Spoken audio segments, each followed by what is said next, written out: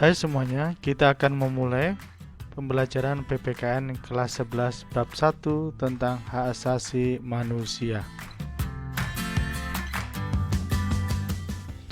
Tujuan pembelajaran kita yang pertama adalah menghargai hak asasi manusia berdasarkan perspektif Pancasila sebagai anugerah Tuhan Yang Maha Esa.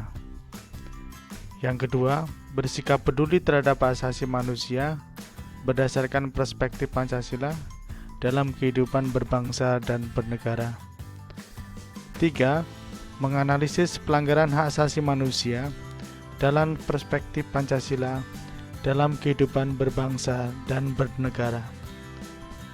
Dan yang terakhir, menyajikan hasil analisis pelanggaran hak asasi manusia dalam perspektif Pancasila dalam kehidupan berbangsa dan bernegara. Berikut adalah sejarah perkembangan hak asasi manusia di dunia. Dimulai dengan tahun 1215 yang kita kenal yaitu Magna Carta. Pada masa pemerintahan Raja John Lachlan di Inggris. Pada Magna Carta ini mengurangi kekuasaan raja sebagai yang secara absolut, yaitu mencakup 1. Rakyat Inggris menuntut kepada raja agar berlaku adil terhadap rakyatnya. Yang kedua, menuntut agar raja dihukum dan didenda berdasarkan kesamaan dan sesuai dengan pelanggaran yang dilakukannya. Yang ketiga, menuntut raja untuk menyampaikan pertanggungjawabannya kepada rakyat. Dan yang keempat, menuntut raja untuk segera menegakkan hak dan keadilan bagi rakyat. Yang berikutnya adalah tahun 1789. Declaration des Droits de l'Homme Citoyen tahun 1789. Pernyataan hak asasi manusia dan warga negara sebagai hasil revolusi Prancis di bawah pimpinan Jenderal Lafayette ini antara lain menyebutkan yang pertama adalah manusia dilahirkan bebas dan mempunyai hak-hak yang sama. Yang kedua, hak tersebut antara lain adalah hak kebebasan, hak milik, dan hak keamanan. Tahun 1941 ini adalah kesepakatan antara Roosevelt dan juga Winston. Piagam ini menyebutkan 5 kebebasan. Freedom for fear, bebas dari rasa takut.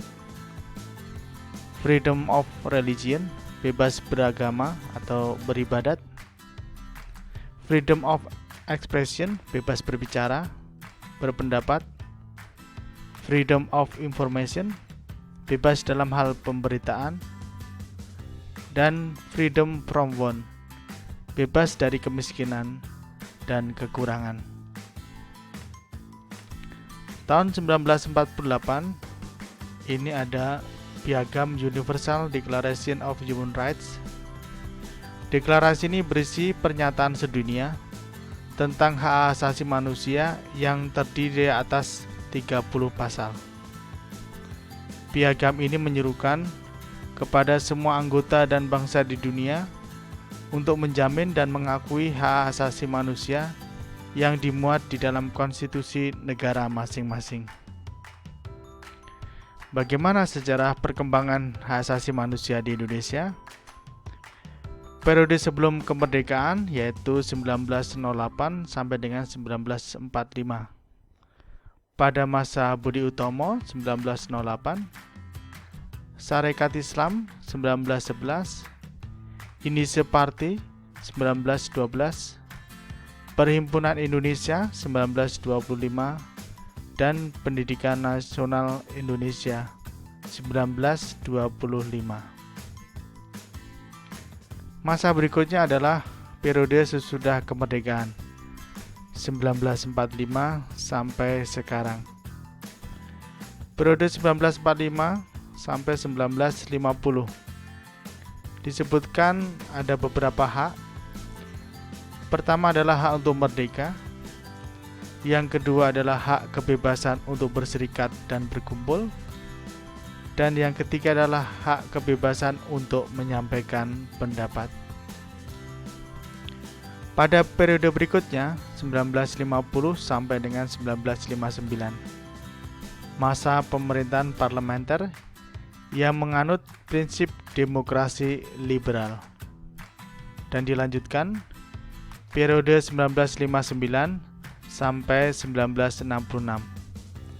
Periode ini merupakan awal masa demokrasi terpimpin di mana kekuasaan itu terpusat. Periode selanjutnya adalah 1966 sampai 1998. Pada tahun 1967, pemerintah berusaha melindungi kebebasan dasar manusia yang ditandai dengan adanya hak uji material yang diberikan kepada Mahkamah Agung. Tahun 1970 sampai dengan 1980, pemerintah cenderung melakukan pemasungan hak asasi manusia dengan sifat atau sikap defensif yang cenderung bersifat restriktif atau membatasi hak asasi manusia. Dan tahun 1990-an, pembentukan Komnas HAM pada tahun 1993. Periode 1998 sampai sekarang, pemerintah menetapkan Undang-Undang Nomor 39 Tahun 1999 tentang hak asasi manusia dan Undang-Undang Nomor 26 Tahun 2000 tentang peradilan hak asasi manusia. Demikian bab 1 sesi pertama. Terima kasih.